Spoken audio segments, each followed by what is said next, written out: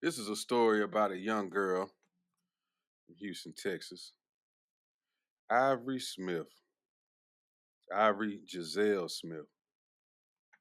She was killed by an illegal immigrant who was drunk driving. She was in a car with, I think it was her mom. She died, but the mom, I think she's in critical condition. Ivory was a second grade student at Clink Elementary School in Klein ISD. Now to the crash that killed a 7-year-old girl and injured her mom. Deputies say a drunk driver is responsible. We first told you about this story yesterday, that a father from Spring is charged in this crash. ABC 13's Chaz Miller reports from the courthouse with what else we've learned this morning. That family told us before the hearing that they did not want Joel Gonzalez Chacin to be able to get out of jail. A judge, though, just set a bond at $150,000 under conditions including he can't drive and he has to be subjected to alcohol testing. Here is 7-year-old Ivory Giselle Smith, a second grader in Klein ISD. Her family shared this photo with us this morning, saying she was the life of the party wherever she went. The crash that took her life happened around 2:40 on Sunday morning at Bamel, North Houston and the Sam Houston Parkway. Court documents say Gonzalez Chacin was driving drunk and collided with the car carrying Ivory. Her mom, Christina, was driving. Family tells me she also needed surgery. Don't cut that. Family tells me she needed surgery, is still in the hospital, and faces a lengthy recovery. Ivory was in the back seat. Unfortunately, she died. But while grieving, Ivory's aunt said she wants to do what she can to turn this tragic situation into some kind of change. With, this. So definitely the laws need to change. I do know drinking and driving is not, the penalties are not stiffer. That's why they get out and they do it again, and they give them a bond. As for Ivory's mom, I was told that she starts physical therapy today and will have to relearn how to walk. In downtown, I'm Chaz Miller, ABC 13 Eyewitness News. Yeah. So that's pretty sad, man. When you got this young It is lady what it is. City who got Administrator Byron killed. Hebert Hold on, let me stop confirms this real Katy quick. officials. Who got killed by this guy. He was drunk driving, ran into the back of her. He was intoxicated. And the mom is in surgery. She had surgery. Now the aunt, she had a press conference where she was kind of talking about uh, what's been going on with the family and what's been happening. I wanted to play that as well, just so y'all can kind of see how the family was thinking and what was going on. Because he's taking her away from us. We wasn't ready. She's 7. She didn't deserve for him to be out drinking and driving. She was just on her way home from my mom's house. And if he wasn't out drinking and driving, she would be with us right now, and we wouldn't be at court. We would be at work, and she would be at school with her friends, and her mom would be at home with her family, with us. So we need justice. The laws need to be changed, and I don't want him to get out. He has 2 kids, and imagine someone taking their lives, him getting out, taking pictures, and try to leave the scene instead of trying to get her help. He didn't care. And so now we want to fight for justice for her. I want to you mentioned her mom. So you said she was in the back seat when the wreck happened, and mom was driving. Mom was driving. What's her mom's? Christina. Tell us how she's doing. I know you had told me that she's just getting out of surgery. Unfortunately, she's not doing particularly well either. She had surgery yesterday, and she has a long recovery. She has to learn how to walk again. So we just need to support her as well as help her get through this, because it's all what could I have done different. Has she been in a position where you all been able to talk to her? Has she been alert? She's alert. Physically is one thing, but mental is a whole other thing. How is she holding up? She's not good. She lost her only child. So she's not good. She's never going to be good anymore. Her life has changed. Our lives have changed. Our kids' lives have changed. So she's not good. And she's still in the hospital. She's still in the hospital. You always kind of see the signs or hear it on TV to the point that it almost just kind of people, I think, ignore it. That, well, don't drink and drive and that. But unfortunately, there's a reason why those messages are sent, especially this time of year. And unfortunately, you all have become a face for that. So what is something that you would want the public to know, just kind of moving forward, and maybe some way to carry her legacy on? If one person sees this and realizes, oh, I need to be careful. The laws need to change because it's always the person that's drinking and driving that gets to walk away, and Every then the time. families are left with, this. So definitely the law. I can attest to that because mom, somebody I used to run with, I mean, somebody I used to not only was a classmate, nah, we was friends. I ain't gonna degrade it like that, but he was in Houston. Y'all could probably look this up just based off what I'm saying. But he was in Houston a couple of years ago and he was drunk and on pills. He was high. He slammed into the back of a family of 4, killed them all. Car was on flames. He walked away with his life. He was sentenced to 4 life sentences. Not only that, he took the family from a young man, took his wife and his 3 sons. That's my classmate. And recently was a post on Facebook when we was talking about a class reunion that we had this year, and somebody put a free D, and it was a few people that got outraged. And people was explaining to this person like, "Why would you post that? Ain't no free D. D did something bad. Just because he's our classmate, we know him. It ain't no free D. I ain't doing that. I don't care if we cool or not. You killed 4 people. I ain't saying no free you.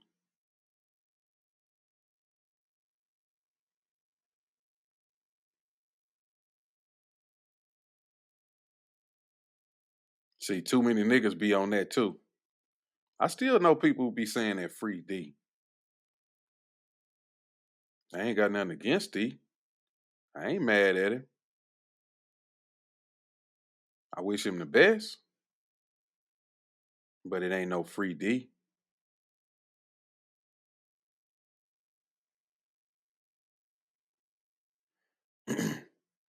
See, the older that I've gotten, like I was saying earlier, I really don't have a lot of sympathy or pity for a lot of people.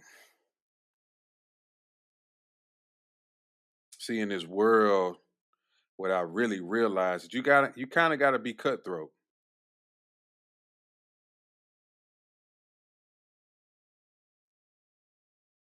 Sometimes you may have to screw somebody over to get what you want. That's the sad fact that they don't like to tell a lot of people.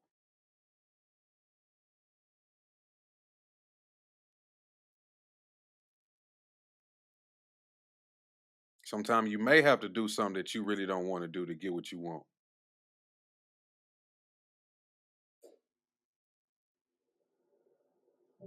Everything ain't niceties. I hate to tell you that. Sometimes you may have to undermine somebody that may be your friend. See, people, they don't really want to hear no shit like that. I'm just telling you what it is. You know how I know? Because I've experienced it enough in my lifetime. I've been on the other end of that stick to know. And you think, well, something bad should happen to them. Maybe karma or something like that should come back and get them. It never does. Think about it. All the nice people in the world who try to sit back and do the right thing, they usually get the short end of the stick.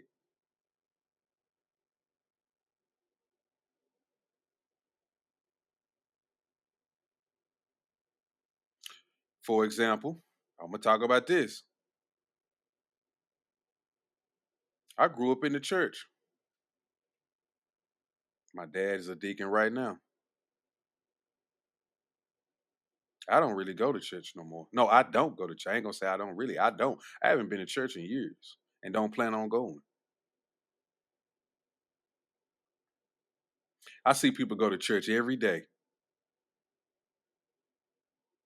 try to do the right thing, try to treat people the right way, and they always get the bad end of the stick. And I think to myself, they go to church, they praise the Lord, they do everything that they're supposed to do, supposed to be good people.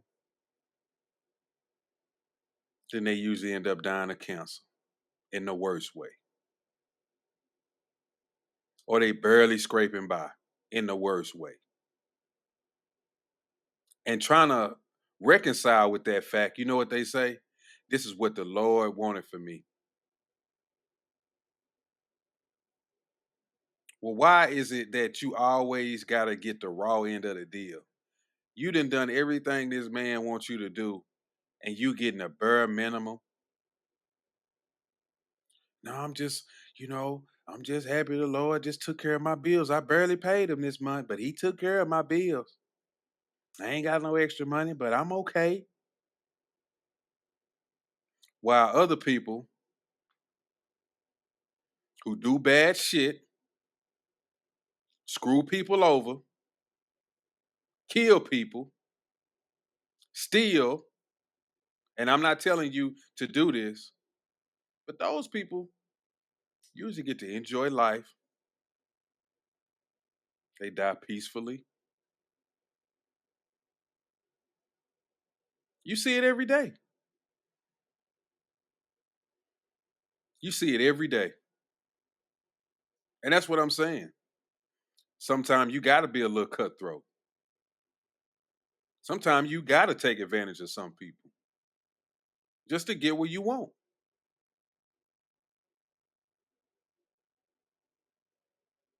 A lot of people don't want to hear that and they don't believe it, but it's true.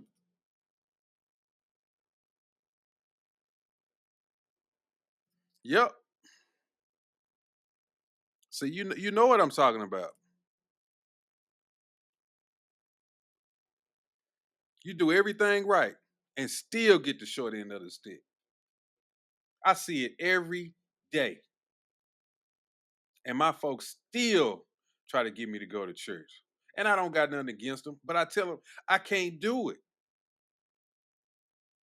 It doesn't make any sense in the world to me. What's up, Phoenix? What's going on? I like to put y'all comments up here. I know people kind of like that. But yeah, that shit doesn't make any sense in the world to me. When you sit up here, like I say, you go to church, you do the right thing, and I'm telling you, my whole family goes to church, bro. My granddad was a preacher. You know how he died? He died, I guess you could kind of say peacefully. He was in the house, but he started losing his mind.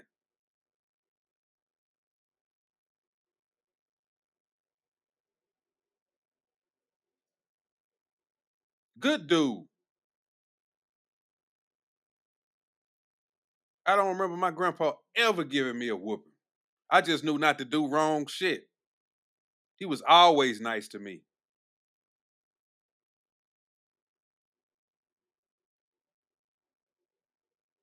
It's people in my family that go to church every day.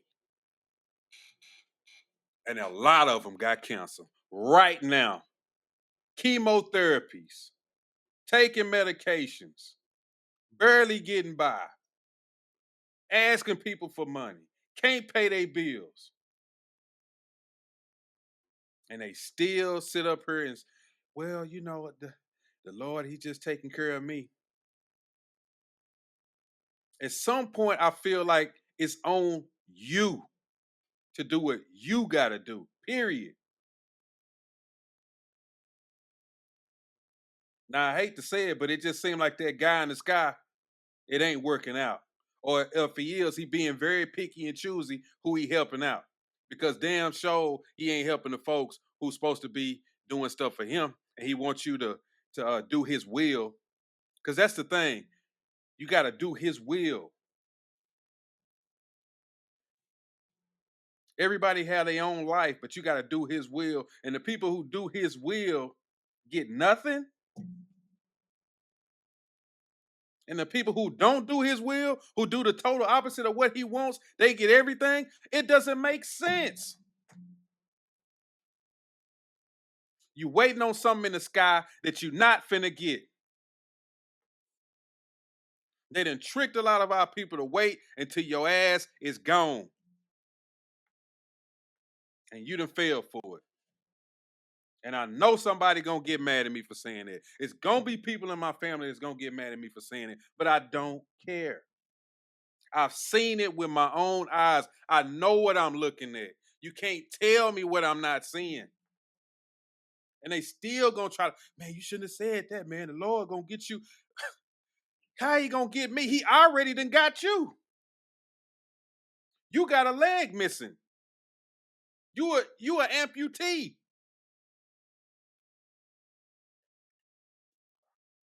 You got diabetes. You got high blood pressure. Shit don't make no sense. I'm gonna get back to the auntie answering some questions about the grandbaby, her niece, well, not the grandbaby, but her niece Ivory Smith and the mother. Need to change, and they need to change immediately. And I'm going to make sure that with every breath in my body, I'm going to fight to get those laws changed for Ivory, because our lives will never be the same without her. And everybody just needs to work together. I don't know. I guess until it happens to your family, you don't really understand everything. But I do know drinking and driving is not, the penalties are not stiffer. That's why they get out and they do it again, and they give them a bond. He gets to go home and he wants a bond, and we got to go and bury her, figure out funeral arrangements, and bury her. And it's unfair. And that's what you all are hoping for today. No bond. You're worried he could flee. You want him to remain in jail. We're definitely worried he could flee. He has no conscience because he got out and he didn't assist. So we know he has no conscience. And he has 2 kids. What if someone did this to his kids? How would he feel? So he needs to take accountability for what he done to our family and to her, and take the consequences. And I think the consequences would be life in prison. He took a life. Go sit your life down in there. You said it's Sharonda? Yes. Miss Sharonda, I'm Devon with KHOU. Sorry that we're meeting under these conditions. Real quick, I wanted to ask you, Christina, her mom, that's your sister? No, that's my niece. This is Christina's mom. You're Christina's mom. So you're Ivory's grandmother? Yes. Okay. And this is Kim's Oh, that is mom, the grandma. her other grandmother. Can you talk about Avery, the kind of girl that she was? Wow. And she was the life of everybody's, the center of everybody's life. She was just full of life, That's right. a lot of personality, smile, loved gymnastics, could flip. We do here. Dance. She could come in here. Beautiful and energetic. She could come in here and light up the whole room. Yeah.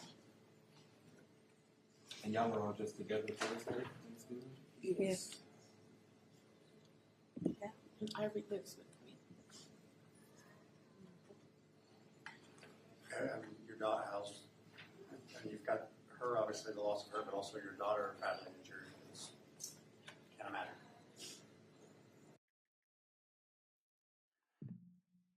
Damn, that was a fast clip. I thought it was like 5 minutes. I guess I talked through that motherfucker. But yeah, that was a pretty sad situation, man. dealing with that guy. He killed the baby. I mean, just terrible. He should go back. I don't have no pity for him as well. He got to get out of here. But you're going to serve some time first, buddy. You owe us something. If you don't get the death penalty, which I doubt it, they usually don't, for some reason, when these people drunk drive, they don't get the death penalty.